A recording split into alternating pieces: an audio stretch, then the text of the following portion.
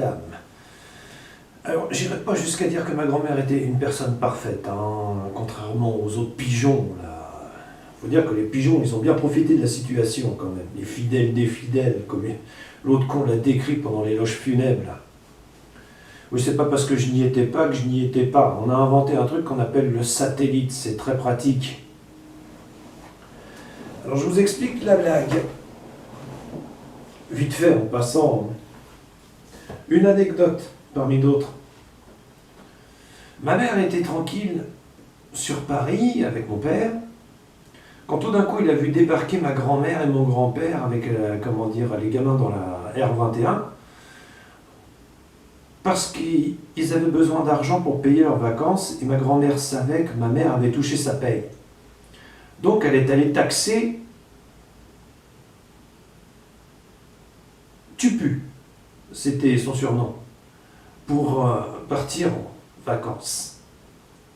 C'était ça ma grand-mère. Donc,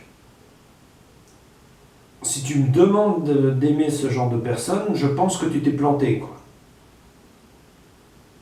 Je veux bien les supporter parce qu'ils sont de ma famille, mais ça s'arrête là, quoi.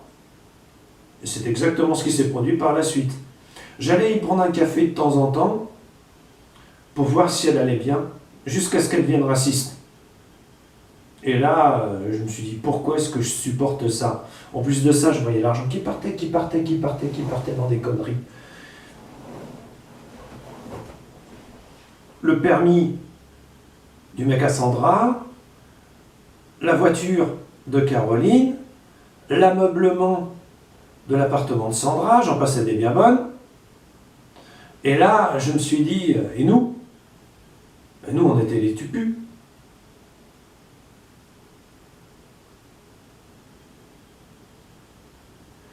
Donc, comprenez bien que pour moi, ma grand-mère, à partir de ce moment-là, c'était terminé, quoi.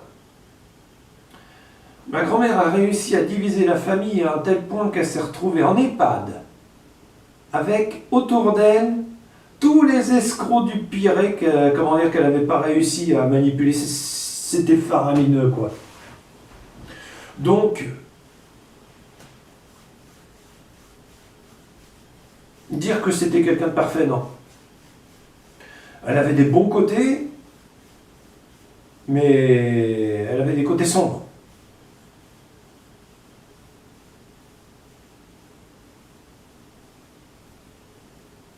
Combien de Noël on a fait chez elle, et patati et patata. Bon, ok. Après la mort de mon grand-père.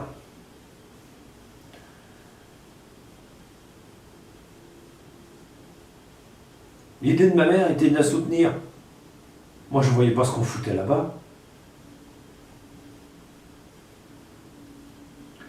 Alors du coup, je ne glorifierai pas la mémoire de ma grand-mère.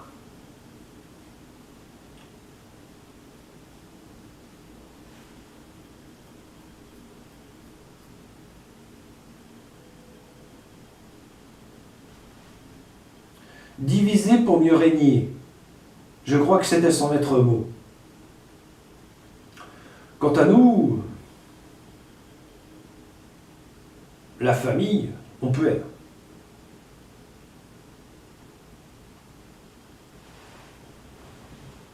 C'est pas qu'on était des roturiers, c'est qu'on était personne.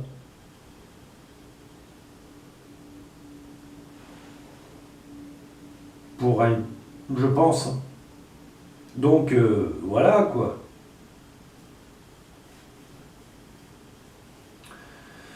C'est tout ce que j'avais à dire là-dessus. Alors du coup, quand certaines personnes viennent glorifier ma grand-mère en disant « Ouais, patati patata, elle a fait ci, elle a fait ça », c'est des conneries.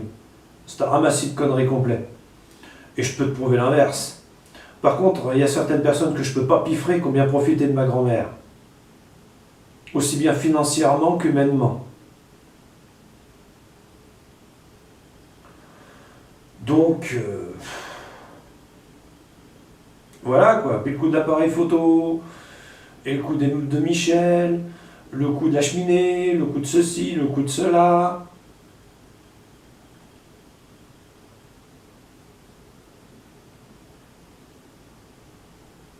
Dans la vie, il faut bien s'attendre à payer ses petits excès.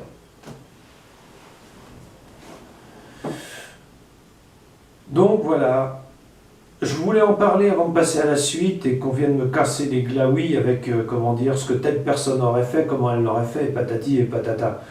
Je ne suis pas l'escroc que j'ai l'air.